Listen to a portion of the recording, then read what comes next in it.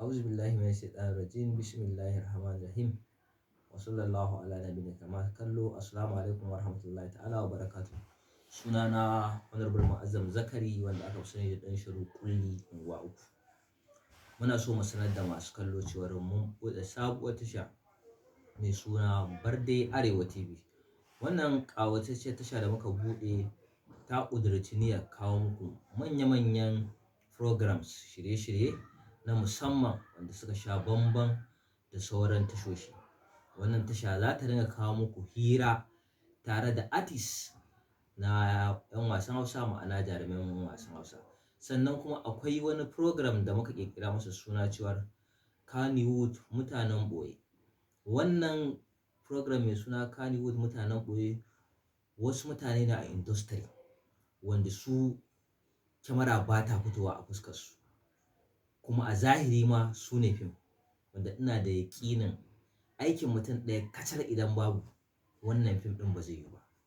Wannan fim ɗin da za a dinga kalla ana jin daɗi ana nishaɗi, a ce yau ga wani mutum ɗaya a cikin mutanen ɓoyen nan bai samu damar yin aikinsa ba, to wannan aiki ba zai yi ba. Wannan tasha za ta dinga kawo muku hira tare da su, ku dinga ji daga bakinsu, ku dinga jin aikinsu, ku dinga jin irin gudunmawar da suke bayarwa a harkar industry. Bayan haka wannan tasha tamu mai albarka mai suna Barde Arewa TV za ta dinga kawo muku hira tare da manya-manyan sha'irai da ƙananu na yabon manzon Allah sallallahu alaihi wasallama a faɗin ƙasar nan gaba ɗaya, wanda wannan hira za ta dinga zuwa da ni Honorable Mu'azzam Zakari ɗan shiru kulli a wannan gidan TV tamu mai albarka. Bayan haka akwai program na addini wanda sunansa Mumbarin Juma'a. Wannan program zai ringa zuwa muku shi ma a wannan tasha tamu. Program ne wanda zai ringa kawo muku huɗuba ta ranar Juma'a da manya-manyan malamai inda ake gudanar da huɗubar masallatan Juma'a. Sannan wannan tasha ta duba ta ga watan Maulidi ya karatu. Wannan albishirinku, wannan tasha tamu za ta ringa kawo muku maulidai na gurare a faɗin ƙasar nan baki ɗaya.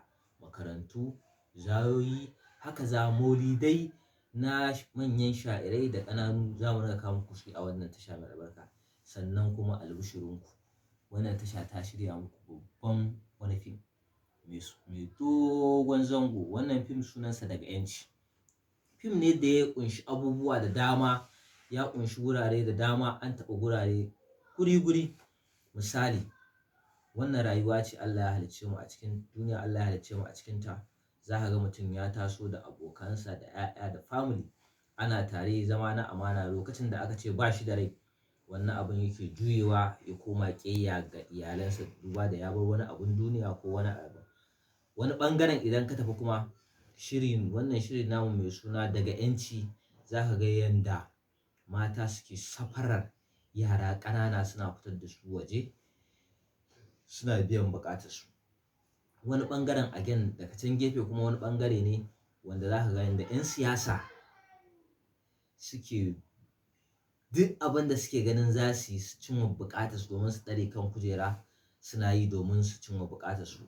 A wannan shiri ba sai na ba ku labari ba, za ku gani ganin idonku. Sannan akwai wani ɓangare da Allah ya kawo wani zamani na bariki. Za ku ga gida ne, a ce ma nan gidan bariki ne. Za ka ga an haɗa mutane barkatai, mata, maza, 'yan daudu, wasu tsiya, duk gasu nan a cikin wannan gida. Za ku ga yanda ake gudanar da bariki, ƙarshe za ku ga yanda abin da zai kasance. Muna godiya ga al'umma da suka ba mu lokaci suke danna mana subscribe a wannan tasha tamu ta Barde Arewa TV. Muna godiya sosai. Mun gode. Assalamu alaikum warahmatullahi ta'ala wa barakatuh. Naku Honorable ɗan shiru kulli.